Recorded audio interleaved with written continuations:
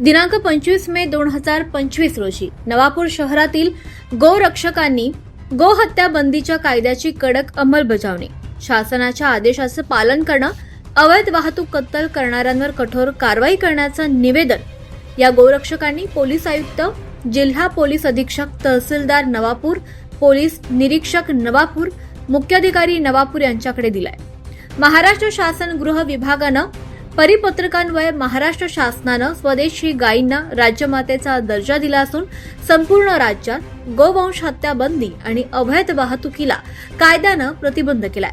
मात्र खेदाची बाब ही आहे की काही समाजकंटक आणि बेकायदेशीर तस्कर प्रशासनाच्या डोळ्यात धूळ फेकून छुप्या मार्गानं गोवंशाची अवैध वाहतूक आणि कत्तल करत असल्याचं समोर येत आहे। अशा बेकायदेशीर कृत्यांमुळे प्राणी कल्याण संरक्षण कायदे पायदळी तुडवले जात असून त्यामुळे असंख्य हिंदू बांधवांच्या भावना दुखावल्या जात आहेत। त्यामुळे कायदा आणि सुव्यवस्थेचा प्रश्न आता निर्माण होत असल्याचं गोरक्षकांनी आपल्या निवेदनात म्हटलंय।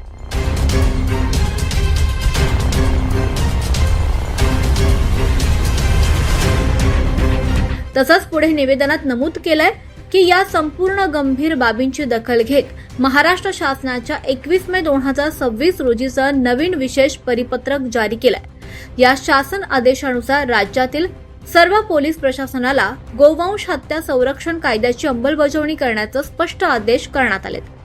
तरी प्रशासनानं दिलेल्या निवेदनाची त्वरित दखल घेत कडक कारवाईचे आदेश द्यावेत अशी विनंती वजा तक्रार केली आहे।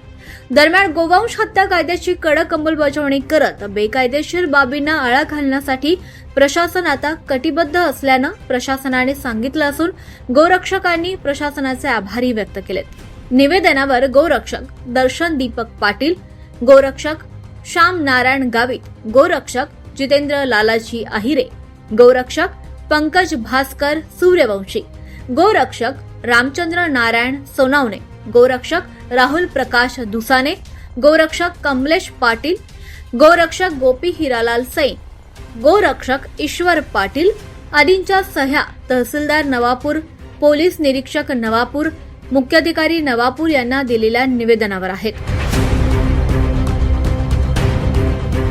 आम्ही सर्व गोरक्षक मिळून नवापूर पोलीस स्टेशन तहसीलदार व सीओ साहेबांना निवेदन देण्यात आलं आहे की जे गोवंश गोतस्कर आहेत आणि जी राज्यमाता म्हणजे गोमातेला राज्यमाता ही महाराष्ट्र शासनाने हे केलेलं आहे, घोषित केलेलं आहे, तर हिंदूंच्या धार्मिक भावना दुखवतील असं कोणतेही कृत्य त्यांनी करू नये व बकरी ईद निमित्त त्यांनी त्यांच्या धार्मिक भावनेनुसार त्यांनी त्यांच्या कुर्बानीचा कार्यक्रम करावा। त्याच्यात आमचा काही हस्तक्षेप नाही, पण आमची गोमातेचा कोणीही कत्तल करू नये।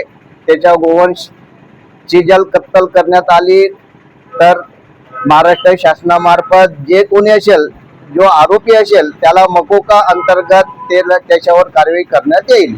24 लाईव्ह महाराष्ट्र न्यूज साठी योगेश पवार, नंदुरबार, नवापूर।